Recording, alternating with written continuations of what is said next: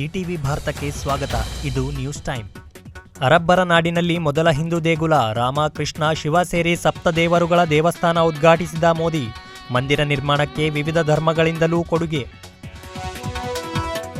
ಈಶ್ವರಪ್ಪ ರಾಜೀನಾಮೆಗೆ ಆಗ್ರಹಿಸಿ ರಸ್ತೆ ತಡೆ ಪ್ರಕರಣ ಸುಪ್ರೀಂ ಕೋರ್ಟ್ ಮೊರೆ ಹೋದ ಸಿಎಂ ಸಿದ್ದರಾಮಯ್ಯ. ಕ್ರಿಮಿನಲ್ ಪ್ರಕ್ರಿಯೆ ರದ್ದತಿಗೆ ಮನವಿ.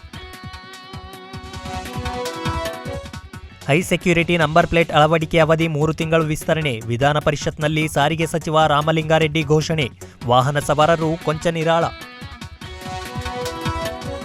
ರಾಜ್ಯಸಭೆ ಚುನಾವಣೆಗೆ ಕಾಂಗ್ರೆಸ್ ಅಭ್ಯರ್ಥಿಗಳ ಪಟ್ಟಿ ಪ್ರಕಟ. ರಾಜಸ್ಥಾನದಿಂದ ಸೋನಿಯಾ ಗಾಂಧಿ ಕಣಕ್ಕೆ. ಕರ್ನಾಟಕದಿಂದ ಜೆಸಿ ಚಂದ್ರಶೇಖರ್, ಸೈಯದ್ ನಾಸೀರ್ ಹುಸೇನ್, ಅಜಯ್ ಮಾಕೆನ್ಗೆ ಟಿಕೆಟ್. ಗುಜರಾತ್ನಿಂದ ಬಿಜೆಪಿ ಅಧ್ಯಕ್ಷ ನಡ್ಡಾ ರಾಜ್ಯಸಭೆಗೆ ಸ್ಪರ್ಧೆ. ಅಶೋಕ್ ಚವಾಣ್ಗೂ ಟಿಕೆಟ್ ಘೋಷಣೆ. ಒಡಿಶಾದಿಂದ ಅಖಾಡಕ್ಕಿಳಿದ ರೈಲ್ವೆ ಸಚಿವ ಅಶ್ವಿನಿ ವೈಷ್ಣವ್. 2ನೇ ದಿನಕ್ಕೆ ಕಾಲಿಟ್ಟ ರೈತರ ದಿಲ್ಲಿ ಚಲೋ ಹೋರಾಟ. ರಾಷ್ಟ್ರ ರಾಜಧಾನಿ ಗಡಿಯಲ್ಲಿ ಪ್ರತಿಭಟನಾಕಾರರಿಗೆ ತಡೆ.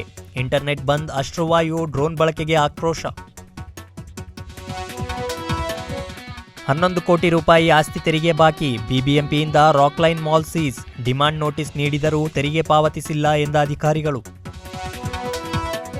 ಒಂದು ರಾಷ್ಟ್ರ ಒಂದು ಚುನಾವಣೆಗೆ ತಮಿಳುನಾಡು ವಿರೋಧ. ವಿಧಾನಸಭೆಯಲ್ಲಿ ನಿರ್ಣಯ ಅಂಗೀಕಾರ. ಕ್ಷೇತ್ರ ಮರುವಿಂಗಡಣೆಗೂ ಆಕ್ಷೇಪ.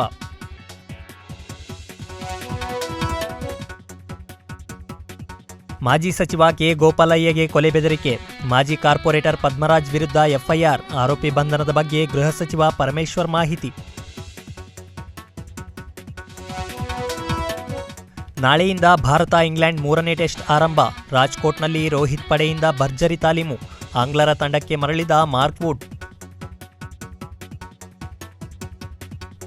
ಹೆಚ್ಚಿನ ಸುದ್ದಿಗಳಿಗಾಗಿ etvbharat.comಗೆ ಲಾಗಿನ್ ಆಗಿ.